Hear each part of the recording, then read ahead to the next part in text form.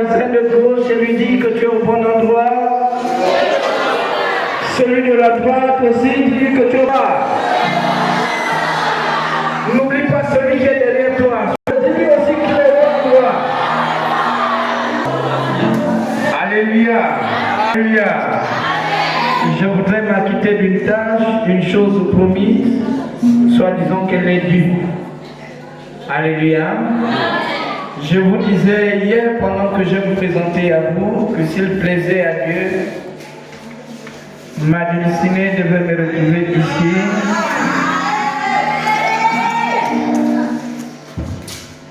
Oh.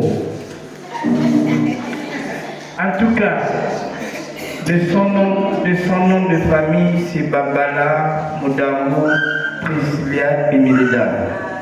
Mais dès lors que le Seigneur l'avait mis sur mon champ, j'avais dit au Seigneur, je ne l'appellerai pas de ces noms, ça reste dans les papiers, et je l'appelle ma destinée.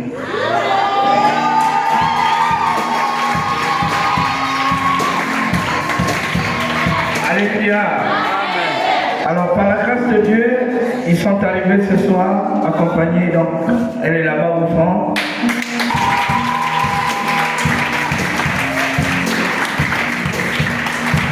Et elle est cachée quelque part, je crois, avec ses amis. Voilà. Alléluia. Amen. Seigneur, nous t'avons dit, fais à ta manière. La manière des hommes est souvent limitée. À cause des émotions, Seigneur, notre Père, notre Dieu, liées à certaines circonstances de notre vécu. Or, tu n'es pas limité par ce que nous voyons, tu n'es pas limité par ce que nous vivons, mais tu es limité par ta parole. Au nom de Jésus-Christ de Nazareth, nous croyons, notre Père, notre Dieu, que tu as une direction dans laquelle tu veux nous conduire ce soir. Aide-nous, Seigneur, à nous asseoir confortablement sur la tête de nos ennemis, de manière à recevoir ta parole. Comme mon mari, non pas comme mon Marthe, mais comme mon mari. La Bible dit que Marie avait reçu la part qui ne pouvait lui être arrachée, ni par un oiseau, ni par un vent quelconque, ni même pas par les épines, ni même pas par les pieds. Au nom de Jésus, même le vent n'avait pas la capacité de que la parole qui était reçue par Marie. Je crois et prophétise ce soir qu'il y a des maris qui sont assis à tes pieds pour recevoir ta parole. Au nom de Jésus-Christ de Nazareth, la Bible déclare que ta parole se suffit à elle-même pour guérir les cœurs brisés, pour changer les destins. Qu'elle accordise notre Père, notre Dieu. C'est pourquoi elle sera proclamée ce soir. Je ne suis rien, Seigneur. Permets que la chair en moi s'efface et que le Saint-Esprit se révèle à ces cœurs assoiffés, à ces cœurs disposés dans cette assemblée des saints pour recevoir ta révélation au nom de Jésus-Christ de Nazareth. Sois-tu, Seigneur. Au nom de Jésus, nous avons prié. Amen. Alléluia. Alors, j'ai envie de courir parce que lorsque je regarde à ma montre, il est 19h pratiquement 30. À ma montre, je disais il est 19h pratiquement 30. Alors qu'autour de 20h, nous devons nous arrêter. Alors, rapidement, notre texte de base se trouve donc dans le livre de Romains, le chapitre 1, le verset 16. Alléluia. Alléluia. Amen. Alors, j'ai besoin de 3 lecteurs. Un donc nous lira Romains, le chapitre 1, le verset 16. Un autre nous lira Jean, chapitre 20, verset 31. Et un autre nous lira 1 Corinthiens chapitre 1, le verset 23. Romains chapitre 7, chapitre 1, verset 16. Je lis la parole du Seigneur en Romains chapitre 1, verset 16. Car je n'ai point honte de l'évangile. C'est une puissance de Dieu pour le salut de quiconque croit, du juif premièrement, puis du grec. Amen. Amen. Jean chapitre 20, 31, s'il vous plaît. Je lis la parole du Seigneur en Jean chapitre 20, verset 31. Mais ces choses ont été écrites afin que vous croyiez que Jésus est le Christ, le Fils de Dieu, qu'en croyant vous ayez la vie en son nom. Nous prêchons Christ crucifié. Scandale pour les Juifs et folie pour les païens. Mais puissance de Dieu et sagesse de Dieu pour ceux qui sont appelés tant juifs que grecs. Parole du Seigneur, Amen. Est-ce que tu peux acclamer pour la parole de Dieu?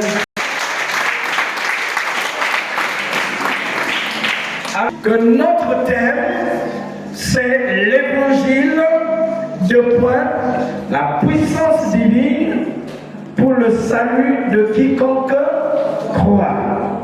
Alléluia. Alléluia.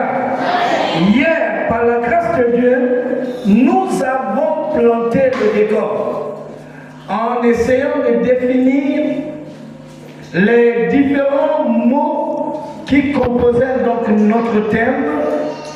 Ce soir, nous n'allons plus définir ces mots, mais on va essayer de récapituler les choses. Si je regarde donc au thème, à la composition de notre thème, il y a des mots qui me sont essentiels. Il y a des mots qui nous sont très très essentiels et devant lesquels nous ne devons pas nous séparer en tant que chrétiens. Alléluia. Alléluia. En tant que chrétien, il y a des choses pour lesquelles, sinon avec lesquelles, tu ne dois pas divorcer. Parmi lesquelles, l'évangile. L'évangile, tu cherches la puissance de Dieu. Marie-toi à l'évangile. Alléluia. Alléluia. Tu cherches la puissance de Dieu. Marie-toi à l'évangile. C'est parce que c'est dans l'évangile que s'est accompli le plan du salut de Dieu pour l'humanité. Alléluia. Alléluia. Les générations sont passées. C'est Adam et Ève qui pêchent. Dieu annonce la prophétie de la restauration et du salut de l'homme. Plusieurs générations sont passées avec des serviteurs, des sacrificateurs particuliers, ouverts par Dieu, conduits par l'Esprit de Dieu pour des moments spéciaux, mais qui ont été incapables d'amener le projet de Dieu à son aboutissement. C'est Jésus, le Dieu incarné, qui a mené le projet de Dieu à son aboutissement. Et cette puissance est cachée dans l'évangile. En d'autres termes, je suis en train de te dire que l'évangile n'est autre que Jésus lui-même. Parce que dans l'évangile, les 4 évangiles, partant de Matthieu jusqu'à Jean, on ne parle que de Alléluia. Alléluia. Alléluia. Un autre mot qui nous a intéressés hier, c'est le mot puissance. Dites avec moi puissance. Alléluia. Tout le monde veut être puissant. Tout le monde veut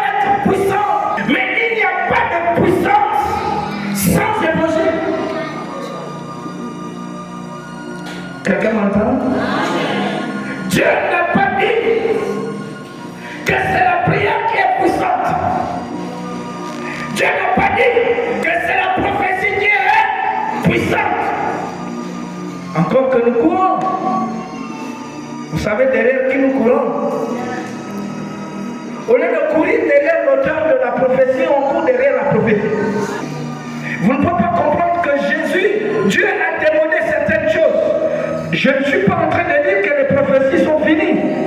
Il a dit en Joël et repris en Actes des Apôtres que dans les derniers temps, nos fils et filles prophétiseront.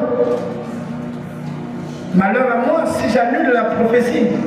Mais attention, si vous lisez Hébreux le chapitre 1, le verset 1, la Bible dit que c'était autrefois, de plusieurs manières, que Dieu parlait à nos ancêtres par des prophètes. Mais en ce temps de la fin, Dieu n'a plus mis l'accent sur la prophétie, il a mis l'accent sur sa parole. Parce que dans sa parole c'est Jésus, celui qui était au commencement, celui qui est la parole fait chair, celui qui est venu parmi les hommes et dans les hommes n'ont pas reconnu.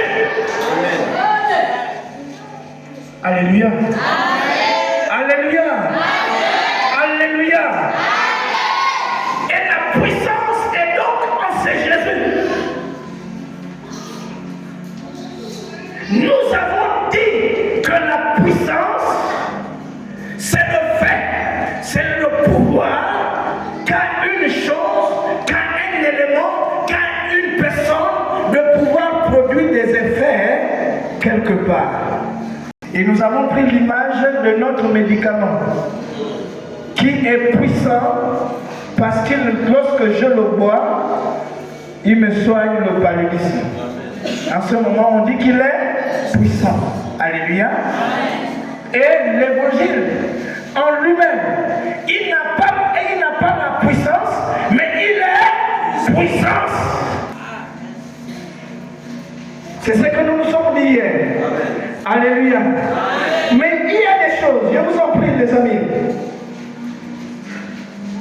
Si l'évangile est une puissance, sur qui doit-il exercer sa puissance? Jusque-là, je suis en train de nous aider. Je vous ai dit qu'il y a des choses avec lesquelles vous ne devez pas vous séparer. Amen. On dit que l'évangile est une puissance.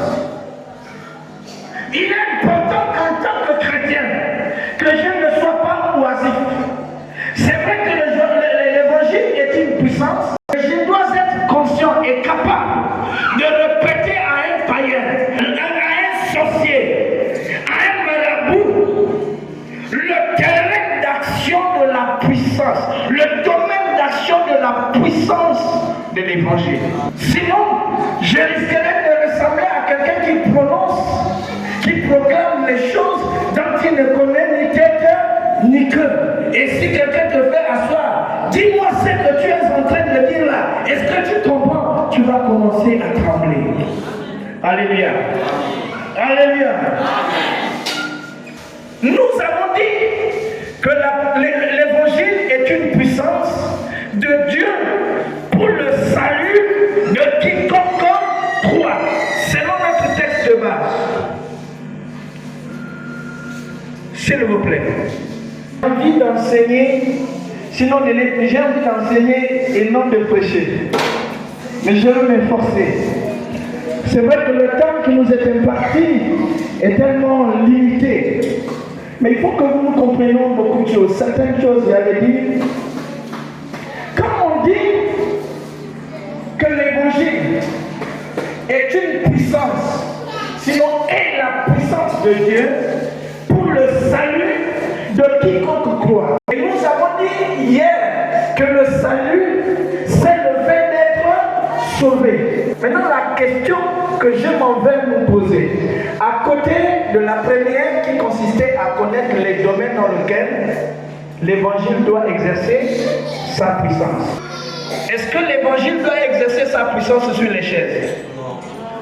Est-ce que l'évangile doit exercer sa puissance sur les murs?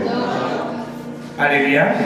Il y a bel et bien des domaines particuliers, des domaines bien précis sur lesquels l'évangile doit exercer sa puissance.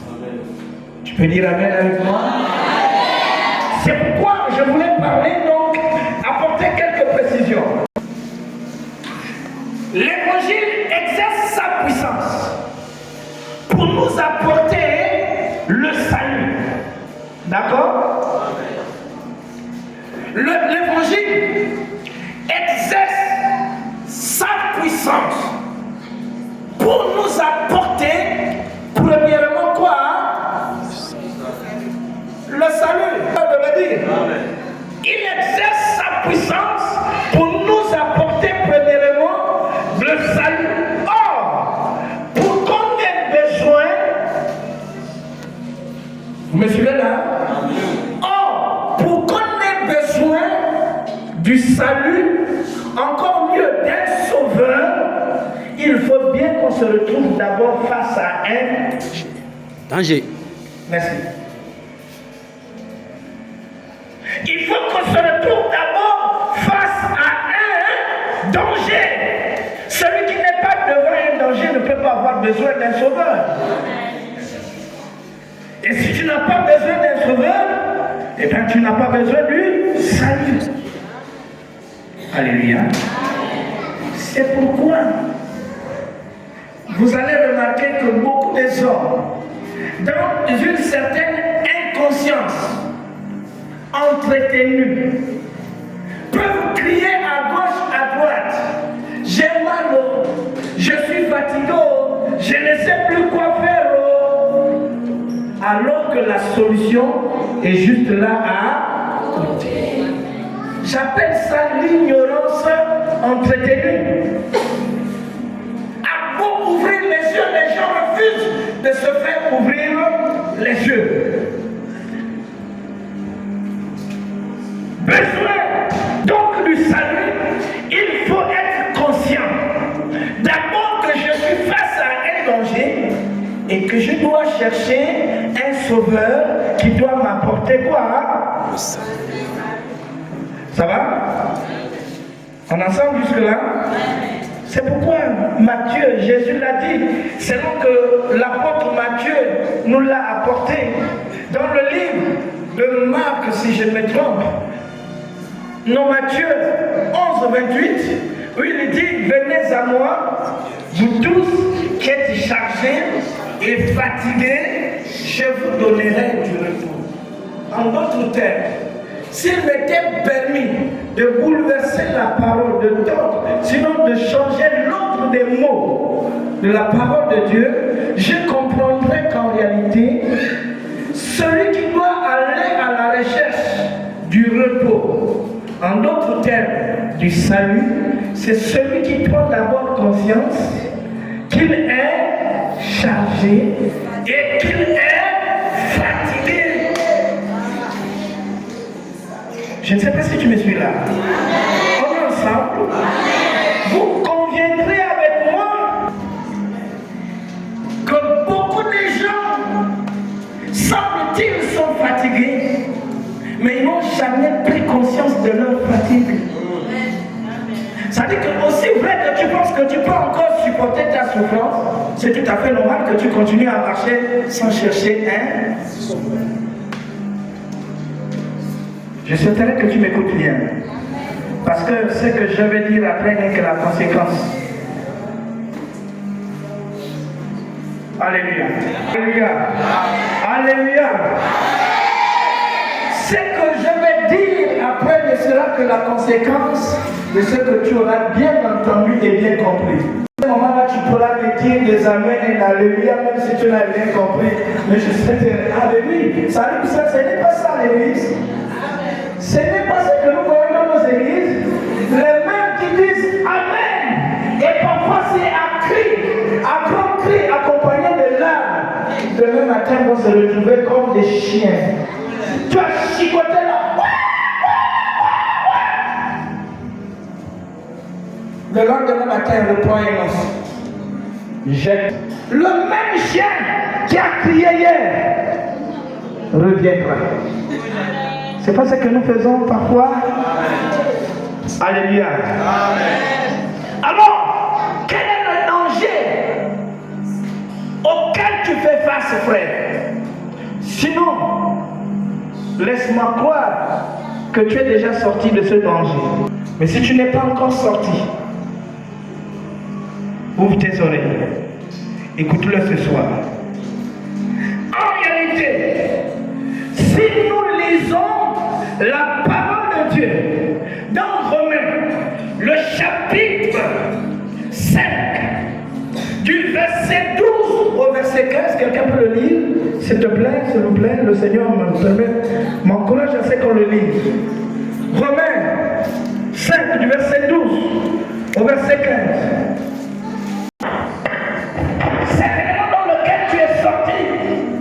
Quand toi tu n'es pas encore sorti, tu dois le connaître. S'il frère. Romains chapitre 5, verset 12.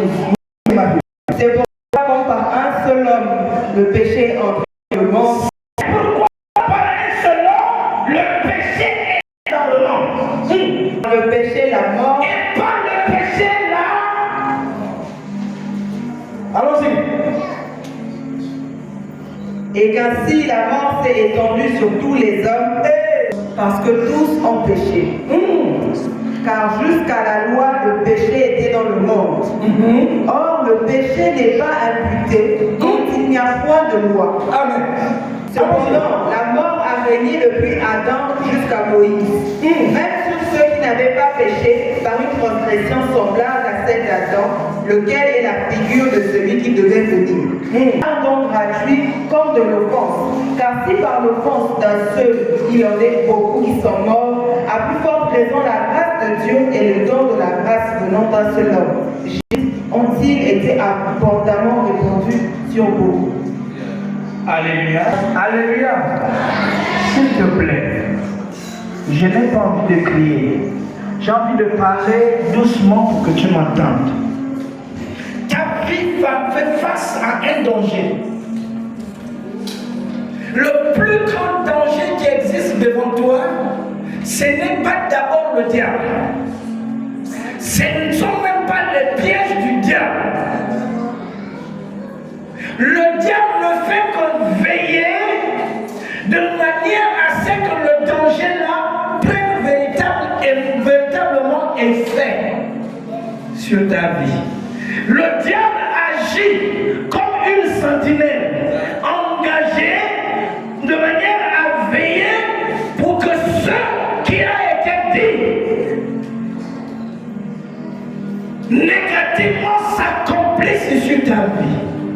Or, le plus grand danger que tu dois connaître, c'est la désobéissance d'Adam et Ève. Cette désobéissance t'a introduit dans le péché. Et dès que cette désobéissance t'a introduit dans le péché, il t'a introduit automatiquement dans la mort. Amen. Tu m'entends? Amen. Tu m'entends? Amen. Le plus grand danger, c'est celui-là. Aussi vrai que le problème de ce grand danger n'est pas réglé. Sache-le que ta vie n'a aucun espoir. Maintenant, le diable crée le doute en l'homme parce que l'homme est limité dans la capacité de chercher à connaître ce que Dieu a déclaré. Comment l'homme à qui on dit qu'il est mort peut continuer à vivre? Il n'a pas compris la dimension dans laquelle Dieu avait déclaré le danger ou encore la mort sur la vie de l'homme. Alléluia. L'homme pêche. Avant que l'homme ne pêche, Dieu a dit comme des garde-fous: mange des autres fruits, de tous les fruits des autres arbres qui sont dans le jardin.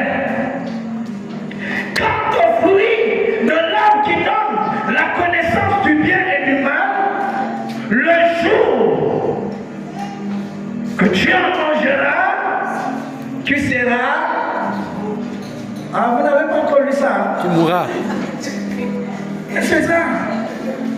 La mort, ce n'est pas le diable qui l'a amené. Tu m'entends? Là, le diable veille de manière à ce que cette loi qui a été déclarée soit accomplie.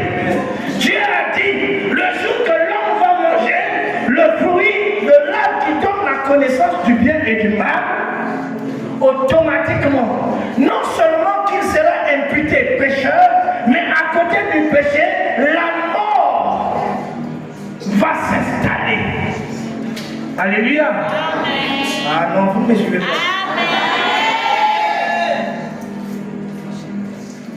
Est-ce que le problème c'est le diable? Dieu a dit, ne mange pas. C'est comme avec nous, non? Quand on était enfants, ou encore avec nos enfants. Maman dit ne fais pas, papa dit ne fais pas. L'enfant qui est allé dehors a découvert quelque chose du ciel au voisin ou la voisine. L'enfant veut développer une certaine curiosité pour voir si c'est pourquoi papa m'empêche souvent de toucher cette chose, de toucher à cette chose. Pourquoi maman ne veut pas? Il développe la curiosité. C'est quand il va se brûler qu'il se rendra compte que maman avait raison. Mais entre-temps, même si tu donnes raison à maman, la peau s'est déjà brûlée, vrai ou faux? Quelqu'un m'entend? Voici le danger devant lequel, en tant que chrétien, nous avons besoin d'un sauveur pour nous apporter le salut. Écoutez-moi bien. Romains 5 que nous avons lu ne nous a pas dit que la mort, le péché et ses conséquences sont arrivés jusqu'à nous parce que nous avons d'abord péché. Non. C'est une loi naturelle qui s'accomplit. Elle va de génération en génération. Cette loi, on ne peut pas l'abroger. Si tu veux abroger cette loi, ce n'est pas parce que papa était pasteur, ce n'est pas parce que maman était diaconesse, ce n'est pas parce que mon grand-père est diacre ou ancien de l'église que cette loi peut être abrogée. Non, c'est quand je prends conscience de l'existence de ce danger auquel je me passe et je peux agir. En ce moment-là, la loi est abrogée. Toutefois, même si la loi est abrogée,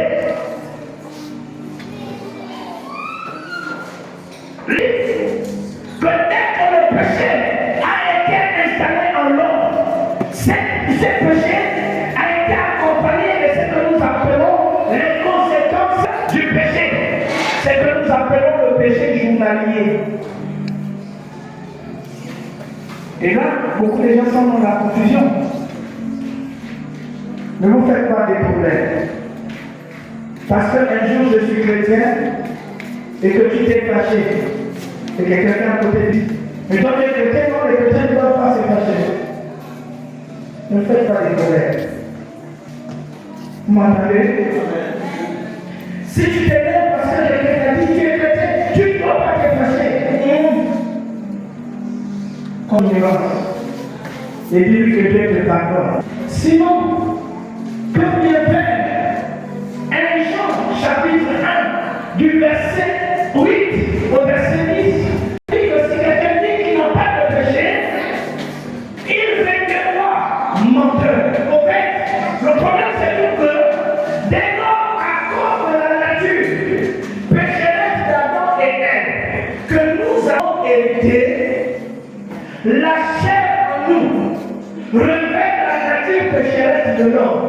C'est ça que de temps en temps, il peut arriver que je m'affaiblisse. Ça ne veut pas dire que Jésus est sorti de moi. Jésus a mis une disposition, c'est une affaire de cœur. Si je me rappelle que je me suis mis en colère, il faut que je sois capable de dire, ah Seigneur, pardonne-moi. Je me suis emporté avec l'enfant aujourd'hui Et pourtant, je lui avais déjà dit, déjà tu fais telle chose. C'est pas comprendre. Dieu dit, si quelqu'un confesse de sa bouche son péché, ce verset n'est applicable que pour des péchés journaliers. Vous m'entendez? Ce verset n'est applicable que pour le péché que je commets aujourd'hui. Mais quant au péché que nous avons hérité d'Adam et Ève, l'antidote c'est quoi? C'est Jésus-Christ de Nazareth. L'antidote c'est l'évangile. Il n'y en a pas deux. C'est pourquoi les gens s'embrouillent. C'est pourquoi les gens s'embrouillent. Mais ils trouvent aussi des consciences faibles au point où comme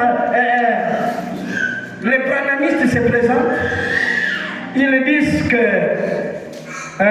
William Marion Branham, l'accomplissement des actes des apôtres, et c'est lui Dieu. Les gens partent derrière. Même mon grand frère, à qui j'avais beaucoup d'estime, les faucons du ciel, aujourd'hui c'est gaspillé dans la mesure où il baptise maintenant au nom de William Marion Branham. Oui. Alléluia. Bref, on n'est pas là pour ça. Je suis en train de nous amener doucement à comprendre ça bien. Ceci donc étant dit que l'évangile est une puissance, il faut donc que nous soyons capables, que nous soyons amenés à donner les preuves et les principes qui démontrent alors la puissance de cet évangile. Ça va? Ça va? Ça va? Mais où allons-nous trouver ces preuves de la puissance de l'évangile?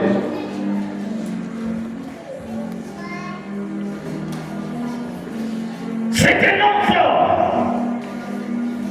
C'est un homme riche qui est mort, mais qui a pris soin avant sa mort de rédiger son testament, qui a pris un huissier de justice et qui a confié à une famille. Après ses funérailles, pendant que les enfants se disputent, les parents se disputent les biens, l'huissier de justice sort pour dire: voici ce qu'il a écrit de ses propres mains. Qui pourra contester de ce qu'il a dit lui-même? Personne. Nous disons que l'évangile est une puissance de Dieu. Je ne sais pas si vous comprenez. Ça dit que lorsque Dieu parle de sa puissance, il ne regarde pas à autre chose, il regarde à Jésus.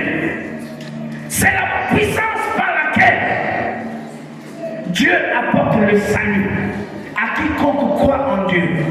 Ça dit, tu mets la foi en Dieu, ce que tu cherches en Dieu, tu ne peux le trouver que en, sinon par Jésus. Et si nous voulons trouver des preuves de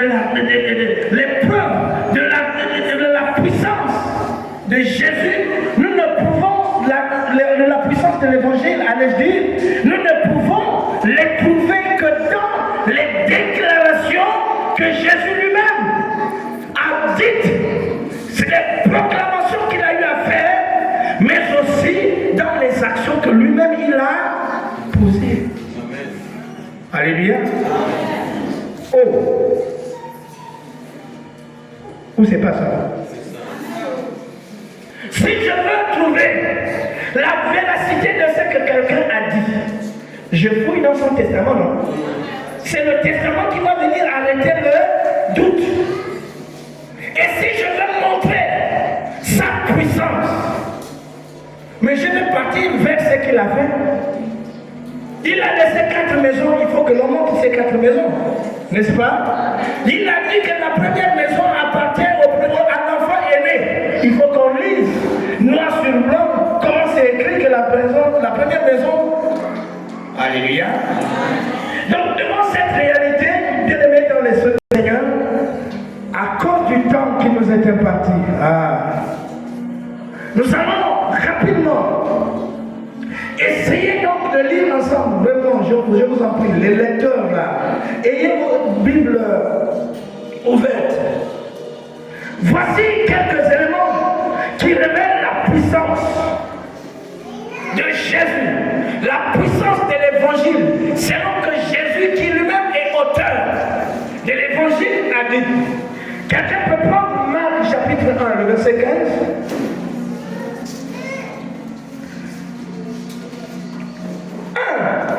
Prends Marc 1 à 15. Tu prendras Jean 10, 11.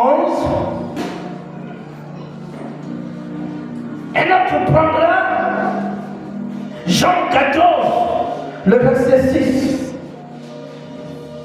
C'est pour ce qui concerne pratiquement les raisons qui soulignent la puissance de l'évangile. Allons-y. Marc chapitre 1. Marc chapitre 1, verset 15. Il disait, le temps est accompli et le royaume est proche. Répentez-vous et croyez à la bonne nouvelle.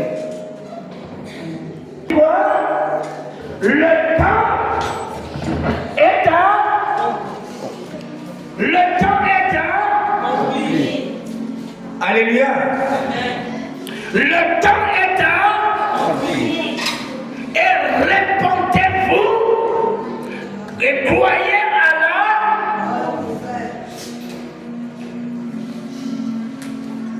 C'est Jésus qui le dit ou c'est notre homme qui le dit?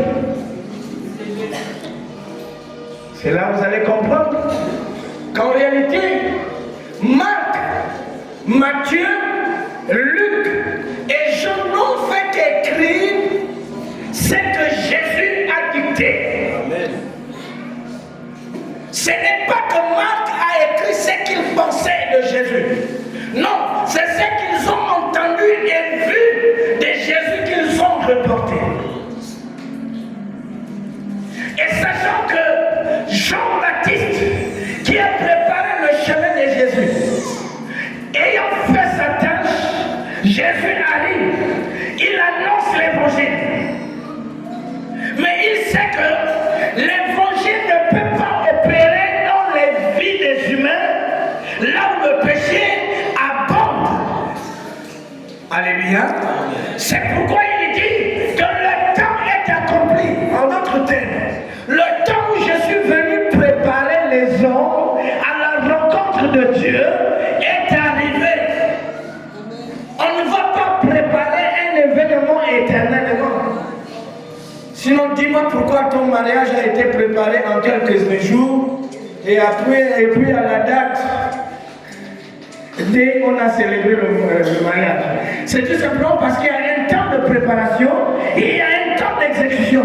Jésus donc est en train de dire aux disciples que le temps où on se préparait est accompli. Ce n'est plus le temps de la préparation, c'est le temps où il faut poser des actes. Et parmi les actes que vous devez poser, il faut croire, il faut repentir. Répentez-vous, car le temps est accompli. Répentez-vous et croyez à la bonne nouvelle. La bonne nouvelle est autre que l'évangile dont nous parlons. Alléluia. Alléluia. Alléluia. C'est dans ce même livre de Marc qu'au chapitre 16, à partir du verset 16, que Jésus nous révèle beaucoup de choses. C'est dans le livre de Marc que Jésus a dit, voici les miracles qui accompagneront ceux qui auront cru en mon nom. C'est Jésus qui l'a dit, ce n'est pas un homme. Alléluia. Alléluia. Alléluia. Alléluia. Alors si, en tant que prédicateur de la parole de Dieu, je me tiens devant toi et que je dise, frère, réponds-toi. Au fait, c'est parce que je me dis en moi que tu ne viens pas perdre le temps dans l'église. Tu ne viens pas perdre le temps dans l'église. Tu n'es pas venu accompagner quelqu'un Tu n'es pas fait pour accompagner les autres. Ça fait combien de temps que tu es dans l'église que tu n'as jamais expérimenté les grâces de Dieu? Les grâces de Dieu sont faites pour toi. Dieu n'a pas seulement eu besoin que tu lui donnes ta vie et que tu marches avec lui. Alléluia, amen. Alléluia, amen. Et que rien ne marche, rien ne change. La Bible dit qu'alors que Jésus est venu, comme un enfant, il croissait. La Bible dit qu'il croissait en sagesse, en stature, mais aussi en grâce. Il ne grandissait pas seulement dans le corps, mais il expérimentait les grâces de Dieu.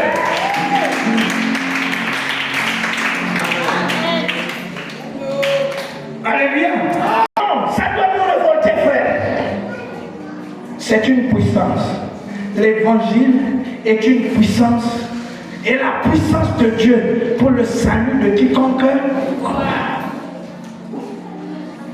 Peut-être que tu ne réalises pas, écoute-moi bien, que Jésus en venant te sauver, il n'a pas seulement sauvé ton âme. Quelqu'un m'entend? Jésus n'est pas seulement venu sauver ton âme. Il a sauvé ton âme, mais aussi vrai que tu es encore sur la terre, il a sauvé aussi ton corps. De manière à ce que pendant que tu vis sur la terre, que tu expérimentes les grâces, les bénédictions qui accompagnent la vie de Jésus dans la vie de Jésus. Alléluia. Ce qui fait que, bien-aimé, si tu es au service du Seigneur, depuis combien d'années tu n'expérimentes pas les grâces de Dieu? Pose-toi des questions. Pose-toi des questions. Le Dieu que je sers n'est pas un auteur. Non, écoute-moi. Ce n'est pas un homme politique. Ce n'est pas un homme politique qui viendra te flatter pour que tu lui donnes ta voix et quand il tourne le dos, il ne pense plus à toi. Celui que je prêche ce soir, il est fidèle à la parole. Lorsqu'il dit la chose, il met la politique de sa puissance pour son accomplissement. Alléluia. Alléluia. Il a dit dans Jean, le chapitre 14, le verset 6. On peut partir? Jean 14. Jésus lui dit, Hey, je suis le chemin, je suis le chemin, la vérité la vérité et la vie. Ah, attends. Jésus lui dit, Je suis le chemin. je suis. Aïe, aïe. Je ne sais pas si tu comprends. Jésus lui dit quoi? Je suis le chemin. Non, Branham est le chemin. Non. Jésus lui dit, Je suis le chemin. Accomplis le chemin. Non. Non. Jésus lui dit, le marabout du quartier est le chemin. Oh, ce n'est pas ça. Mais Jésus dit quoi? Je suis le chemin. Je suis le chemin. Non, est-ce que tu entends ça? Et pourquoi alors te paniquer? Jésus-Christ a haute et intelligible voix que je suis le chemin. Le chemin, une zone où il n'y a pas une route pour accéder. On ne peut pas arriver. Hein? Si Bambidi, il n'y avait pas une route pour arriver à Bambidi, je ne sais pas si c'est l'hélicoptère que tout le monde devait prendre. Mais comme tout le monde n'a pas la possibilité de prendre l'hélicoptère, il a fallu frère, sœur, cesse de critiquer Jésus. Cesse de critiquer Dieu. Il t'a montré le chemin. Assurément, tu n'es qu'un fanatique. Mais tu n'as pas encore compris que Jésus est le chemin. Parce que lorsque je trouve le chemin qui mène vers un je m'efforce de marcher sur ce chemin. Même si sur ce chemin, il y a de la boue. Tantôt je fais un effort de dévier la boue. Tantôt je saute pour éviter la boue. Pourvu que la boue ne me retienne pas, que je continue la marche jusqu'à arriver. Alléluia. Alléluia. Jésus n'a pas dit que la marche avec lui sera facile. Il n'a pas dit que ça sera rempli seulement des roses. Il a dit, je suis le chemin, mais ce qui accompagne le chemin, il y a la rosée, il y a la boue. Cette rosée, ce sont des frustrations. Cette rosée, ce sont parfois les injustices. C'est parfois les calomnies des gens. Et tout ceci est fait, non pas pour t'arrêter la marche, mais pour te propulser de l'avant. Alléluia. Alléluia. Alléluia.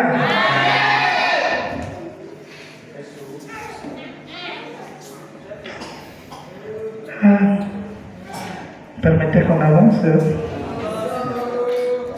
Il est 20h12.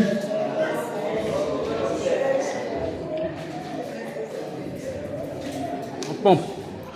Alléluia. Amen. L'accent est mis sur le fait que l'évangile est la puissance de Dieu pour sauver quiconque croit. Alléluia. Mais en dehors du danger devant lequel nous sommes, le danger du péché originel, le diable qui a pris la résolution d'appliquer la loi de Dieu, sinon la parole de Dieu, cette parole que Dieu a dit, que le jour que tu en mangeras en toute telle, le jour que tu désobéiras à sa parole, tu connaîtras la mort. Il se peut que tu avais désobéi à une interdiction quelconque de la parole de Dieu et te voilà voué devant un danger et tu es en train de chercher comment sortir de cette situation.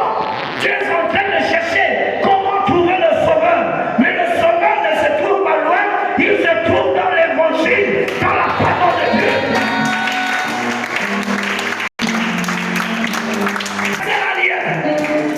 Ça ne sert à rien d'aller te faire baigner. Hein? Il n'y a pas de bain rituel qui va te sauver. Aucun bain rituel ne te sauvera de ce péché. Ce sont des menteurs, ce sont des imposteurs. Écoute-moi bien, ce que tu ne sais pas, c'est que le diable te connaît mieux que toi. Alléluia. Il te distrait. Écoutez-moi bien, le diable travaille avec les sorciers. Les sorciers, les féticheurs sont dans la même équipe. Ils sont dans la même association. Le sorcier, le féticheur ne peut pas guérir un malade. Sinon, il va appauvrir l'entreprise du sorcier. Il va envoyer le sorcier au chômage. Ce qu'ils font quoi? Ce qu'ils font c'est quoi? Ils créent une sorte de distraction.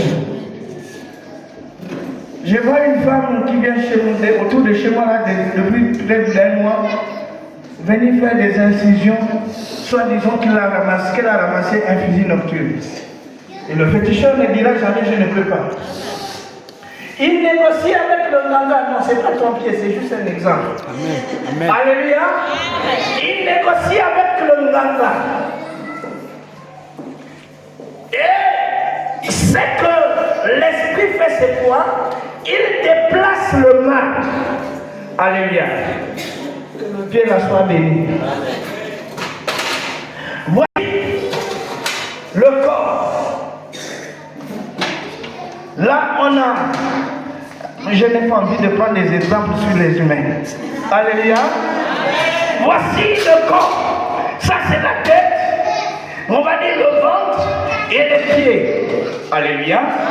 Si la partie du corps qui souffre, c'est le pied, le féticheur au service du diable a la capacité de déplacer le mal qui se manifestait au pied là pour se loger soit au ventre, soit à la. Maintenant, le temps qu'il déplace le mal de là pour arriver là, ça peut faire des mois, ça peut faire des années. Quelqu'un m'entend? Pendant ce temps, toi tu penses que tu as été. Non. Tu as simplement été soulagé. Quelques mois. C'est là que le diable l'a signé. C'est là que tu as signé le pacte avec le diable. Et souvent tu ne le sais pas. Oui. Pardonnez. Souvent tu es inconscient.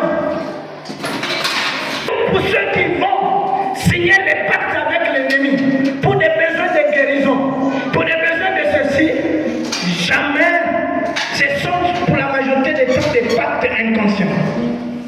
J'ai rencontré un jeune frère. Oh, c'était son jour de grâce. Alléluia. C'était son jour de grâce. Son jour de grâce. Dites avec moi son jour de grâce. Il était épileptique.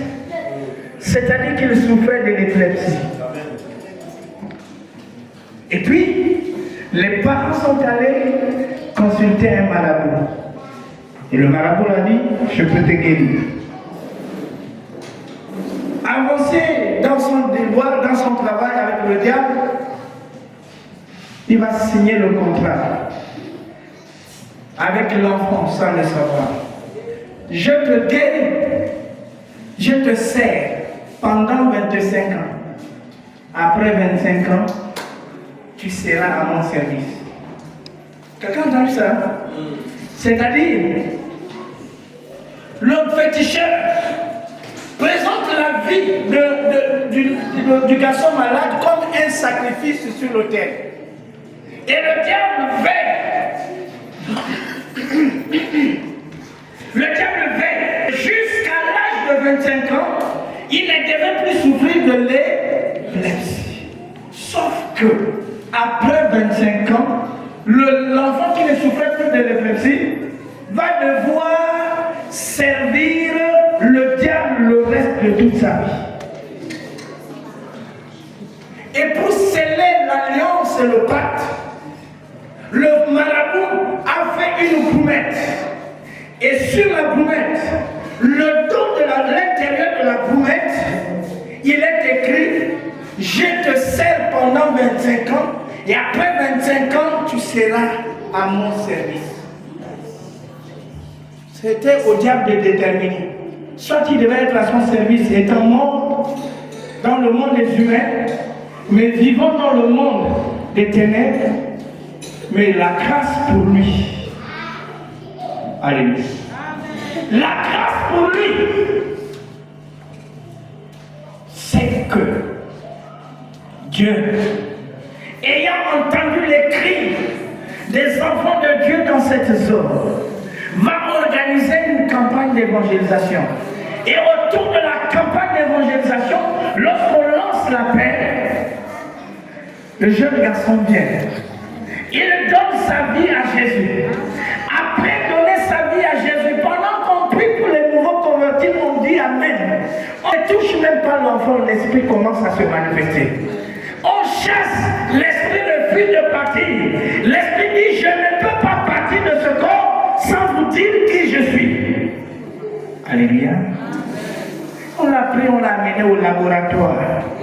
Et l'esprit a décliné son identité. L'esprit a décliné depuis combien de temps il est dans la vie de ce garçon. Il lui restait un an. Un an pour que le contrat arrive à son. Vous m'entendez? Vous m'entendez? Après la confession de l'esprit, nous lui avons posé la question de savoir, connais-tu Jésus? Non. Dans notre monde, on ne connaît pas ce nom. Il est interdit de prononcer ce nom parce que le nom de Jésus cause des dégâts dans le camp de l'ennemi. Le nom de Jésus cause des dégâts dans le camp de l'ennemi. Écoute-moi bien. Je ne sais pas depuis combien de temps tu endures une situation.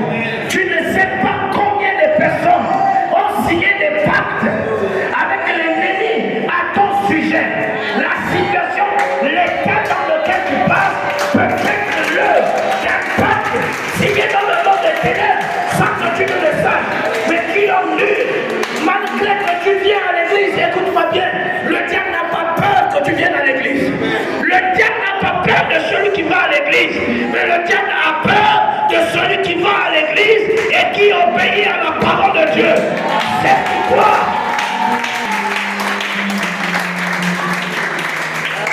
c'est dans les cœurs obéissants que la gloire de Dieu est rayonnante.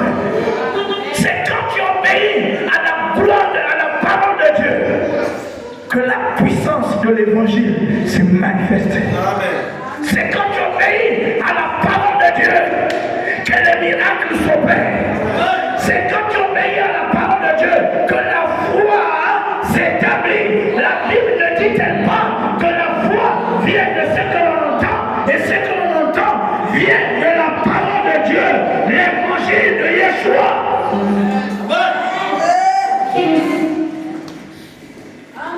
Alléluia.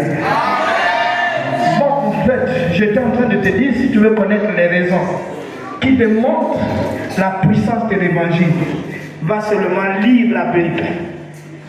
Tu vas trouver des choses que Jésus a dites. Faites.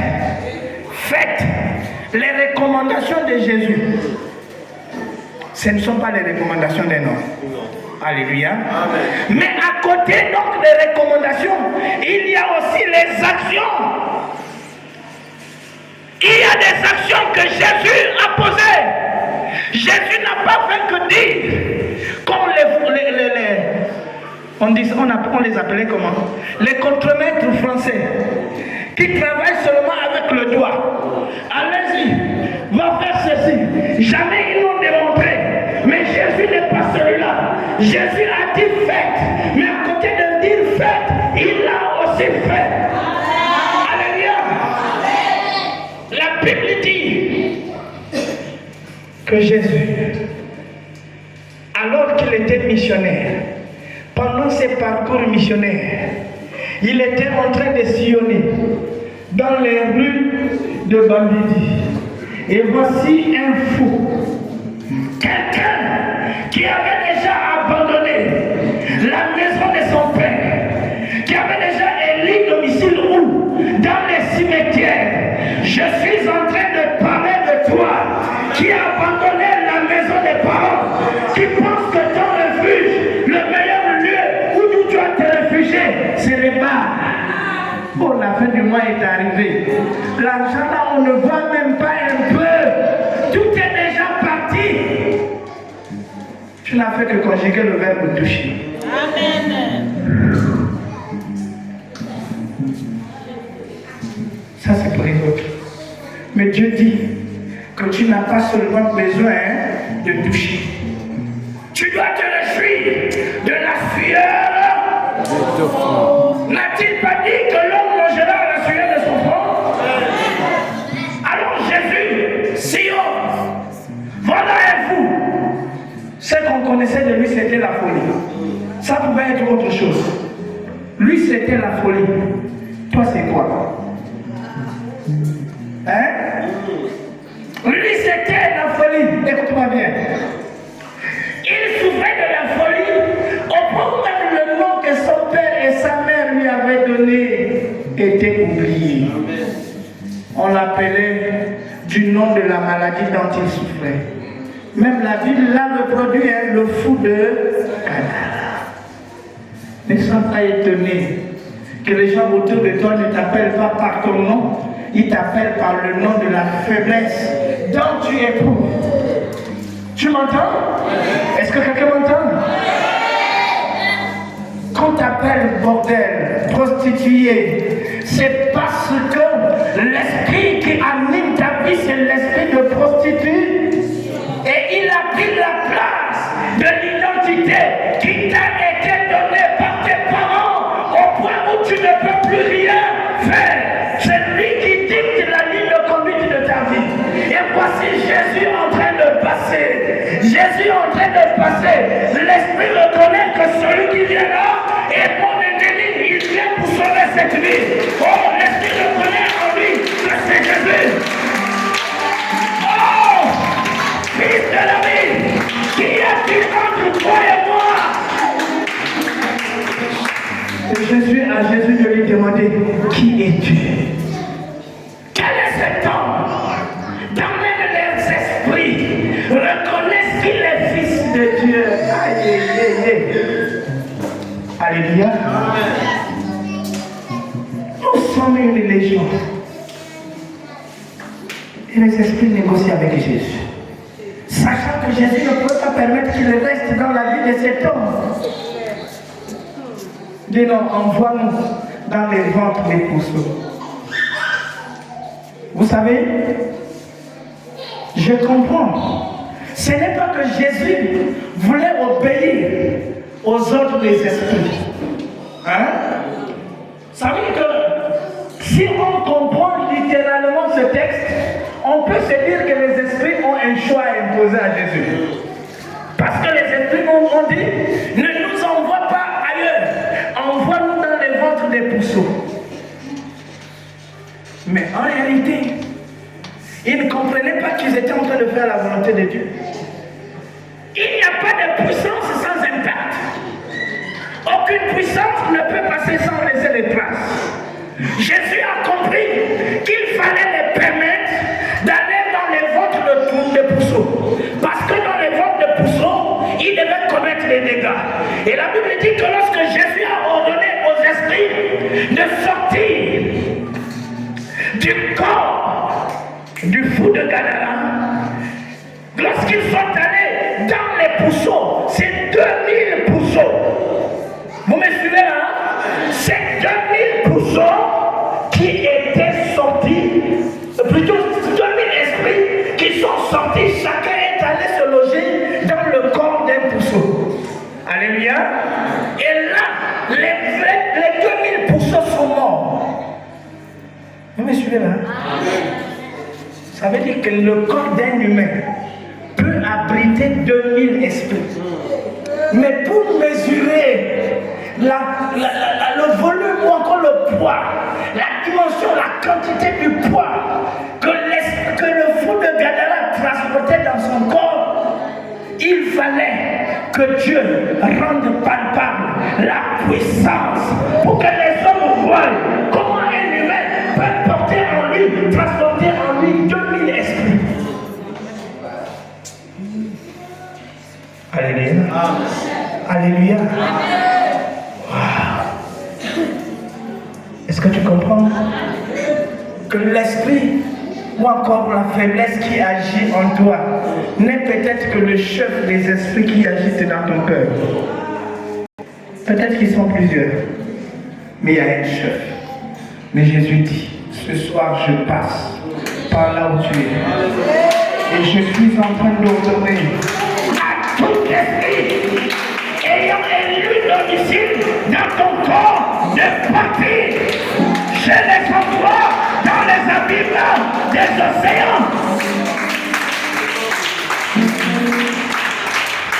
Bon, frères et sœurs, on ne va pas faire autrement. Vous avez travaillé longuement la journée.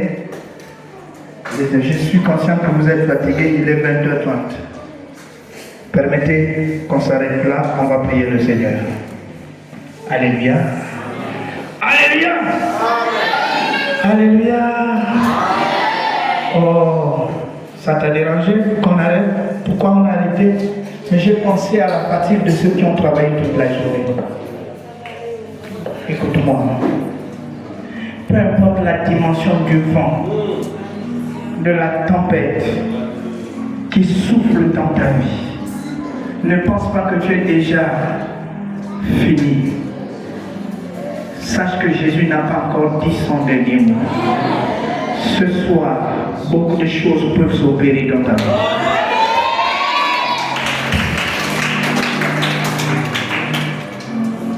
Je voudrais, s'il te plaît, te donner l'occasion, avant de quitter cette chaire,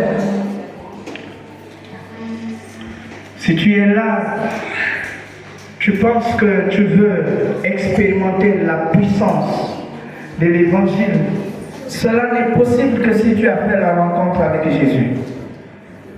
Peut-être que tu es là ce soir, tu n'as jamais donné ta vie à Jésus. Ne laisse pas cette occasion passer.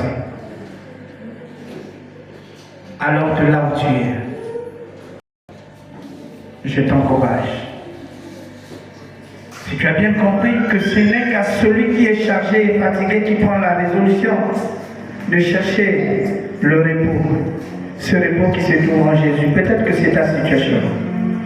Si tu es là et que tu n'as jamais donné ta vie à Jésus, de là où tu es, est-ce que tu peux lever ta main? Tu veux donner ta vie à Jésus. Gloire à toi, Jésus. Gloire à toi, Jésus. N'attends pas la souveraineté de Dieu.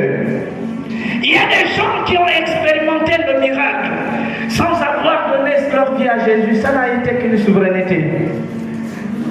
Mais aussi que tu es conscient, tu as entendu la voix de Dieu. Jésus a dit, voici, je me tiens à la porte. Je frappe. Si quelqu'un entend ma voix, qu'il m'ouvre la porte. Ce n'est pas la porte de ta maison, c'est la porte de ton cœur. Il dit, j'entrerai chez lui. Je souperai avec lui et lui avec moi. Jésus ne fera rien d'autre.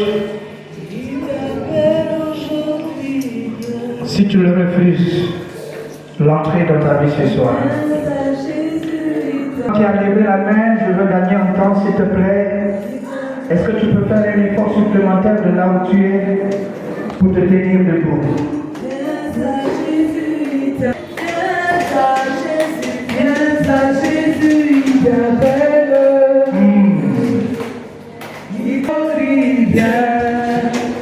Viens à Jésus. Viens à Jésus, il t'appelle. Il t'appelle aujourd'hui. Viens à Jésus.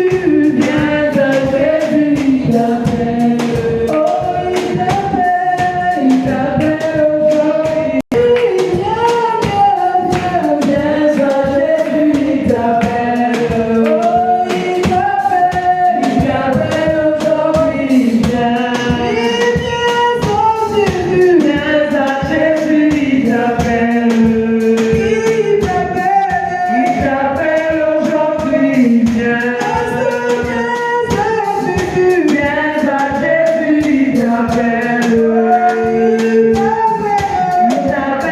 aujourd'hui.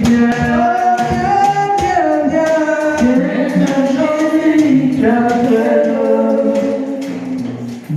il t'appelle aujourd'hui. Généralement, je ne biaise pas avec ça. La Bible dit que si tu as honte de moi devant les hommes, j'aurai honte de toi devant mon Père. Tu es là, tu es conscient que tu as besoin de Jésus dans ton cœur. Tu ne l'as jamais rencontré, tu ne l'as jamais reçu comme Sauveur et Seigneur personnel de là où tu es. Tu peux te lever et nous allons t'aider à recevoir, à rencontrer ce Jésus. Alors toi qui es debout,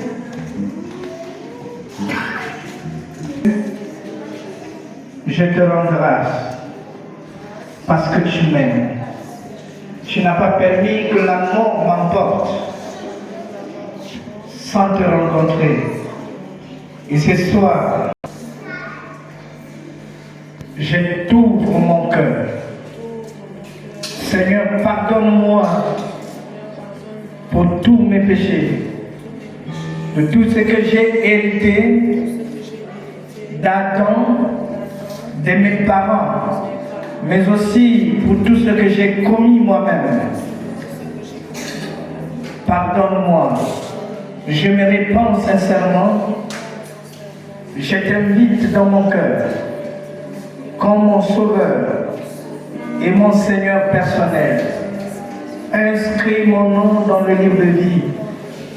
Donne-moi ton Esprit Saint pour m'aider à vivre une vie chrétienne victorieuse. Au nom de Jésus. Au nom de Jésus. Seigneur, donne-moi de m'attacher à ta parole, mais aussi à ton Église, pour vivre la communion fraternelle. Au nom de Jésus, Amen. Alors je vais prier pour toi, tu gardes silence. Seigneur notre Père et notre Dieu, tu dis qu'il y a une joie dans le ciel lorsqu'une âme égarée se répand et revient à toi. Seigneur, j'imagine combien le ciel est dans la joie. Merci, Seigneur notre Père, notre Dieu, d'avoir accepté la sincérité du cœur de ton enfant ce soir.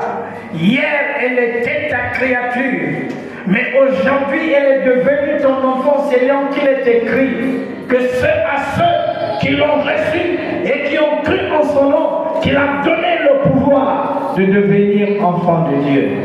Je crois, Seigneur notre Père, notre Dieu, à la puissance de ta parole. Je viens maintenant, Seigneur, briser sur elle, sur sa vie, sur ses entreprises, toute puissance de malédiction, au nom de Jésus-Christ de Nazareth, toute préméditation, tout envoûtement, tout plan, au nom de Jésus, que tous les projets de l'ennemi sur sa vie deviennent nuls et sans effet.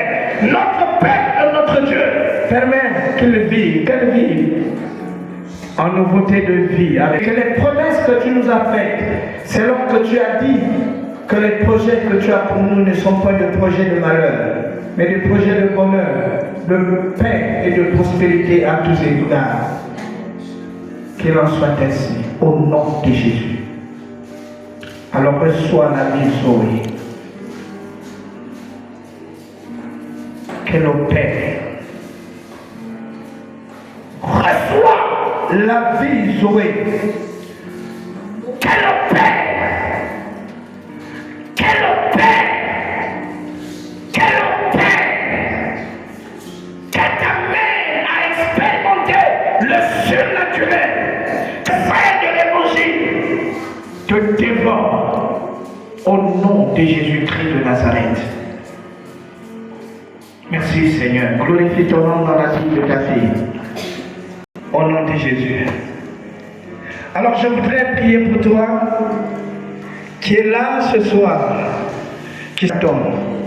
Tu es conscient d'une situation qui t'accable depuis des années, depuis des temps, et tu n'as jamais trouvé la solution. Je ne te promets pas que j'ai la solution, mais j'ai en moi celui qui est la solution. La puissance de l'évangile est la solution à ton problème. Et si tu peux mettre foi à cette puissance, alors viens, Jésus va opérer des miracles dans ta vie. Tu es là. Amen. Nous avons dit que Jésus fait à sa manière. Ne me regarde pas, je ne suis rien. Ne me regarde pas, ce n'est pas moi.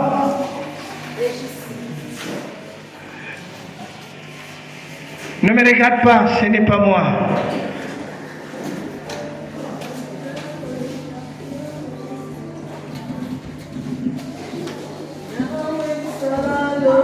Pasteur, tu peux avancer.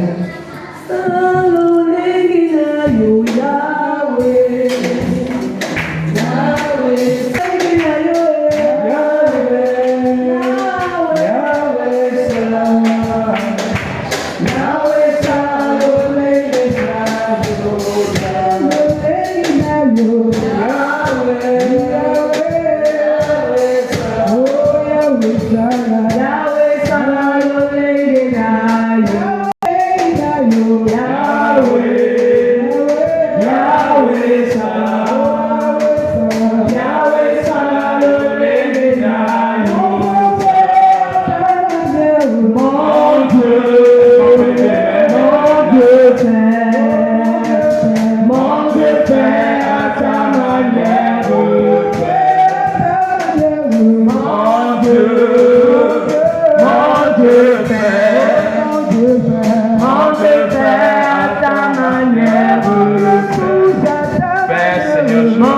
Dieu de toute grâce, Dieu de vie, Père, ce matin.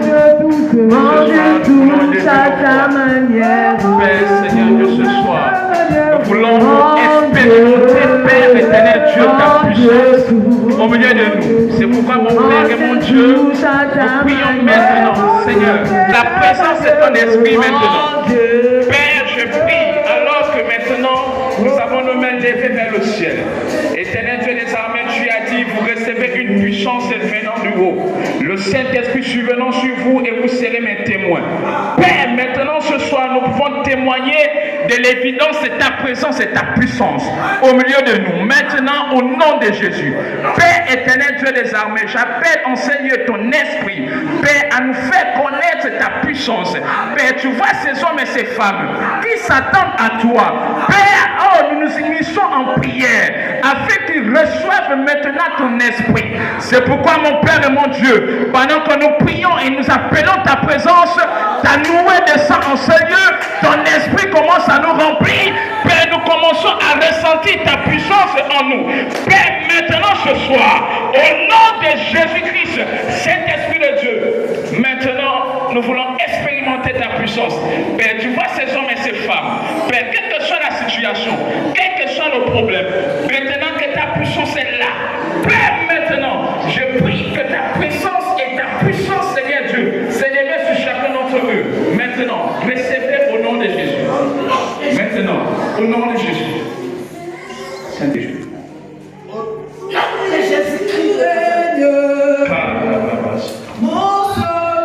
Saint-Esprit de Dieu, maintenant. Maintenant.